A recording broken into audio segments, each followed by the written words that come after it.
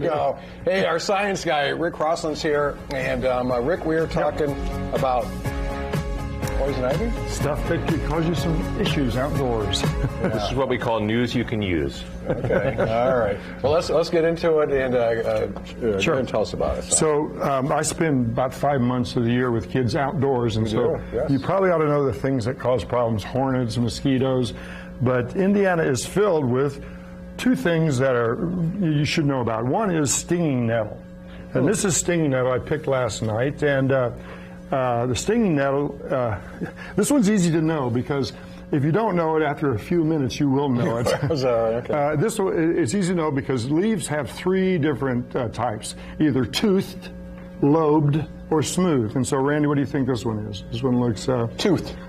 And if you notice these little hairs underneath it, you see all those hairs? Yeah. Each one of those are filled with formic acid. The same thing that's in an ant when an ant bites you. I don't know how many ants have bit you, but I get bit. I've had some uncles go up and not ants. Now, the stinging nettle grows about 4 to 5 feet, and it's actually has a lot of medicinal purposes. People make tea out of it, eat it, but I know it for, as I call it, my extra counselor, because volunteers? Okay. Thank you, George. George, you're probably getting some stinging nettle on you right now. Do you feel anything? Yes. Yeah. There's a light stinging sensation. A light sting, yeah. I want to see. Is it poisonous? No.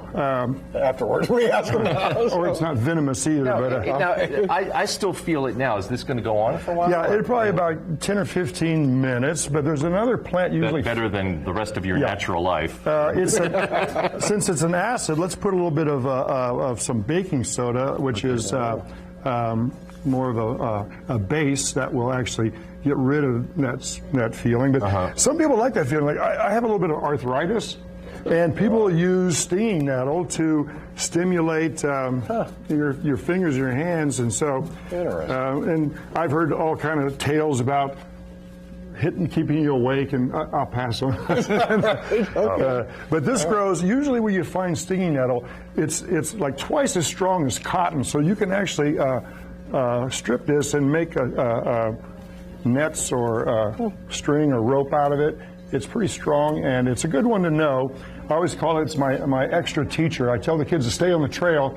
If they're stinging nettle, they'll get back on the trail. That's right. How's it coming? Is it still good? Yeah, I'm not in any distress. Going to call in sick tomorrow, George?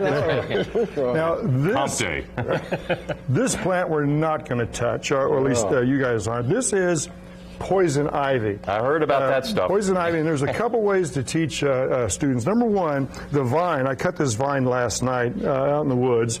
And it has tendrils, tendrils is an adaptation for this plant. This plant is going to survive climate change. It's going to survive everything. It grows up a tree. It's a parasitic plant, but it also can stand alone. You can have a poison ivy 6 feet tall by itself, but mostly it's on the ground as ground cover, a shrub. So you have to know if it's hairy, it's scary. So the worst poison I ever got was I climbed a tree in the wintertime and got this on my stomach. Now you're handling this. Yeah, well, I'm going to wash my hands with soap, as long as I don't touch my face. There's an oil in it. It's called ursol oil. Okay. And that oil causes your skin to react and blister, and some people are really susceptible to it. And my son, his worst case of poison ivy, he petted a dog that had been walking through it. That's what I've had. And had it all over him. It ended up getting shots and whatnot. So it's the oil, and the oil is active. Now we're running out of time. Okay, Rick, if it's 3, let it be. And if it's 3, let it be. The berries are white. If it's white, don't bite. A stairway to trouble. And it's got alternate vines. So this side, left, right, left. A stairway to trouble. And you see those little hairy tendrils on there? So if it's 3, Amber, let it be. Randall, this is what we call news you can use. Stay away from 3, let it be.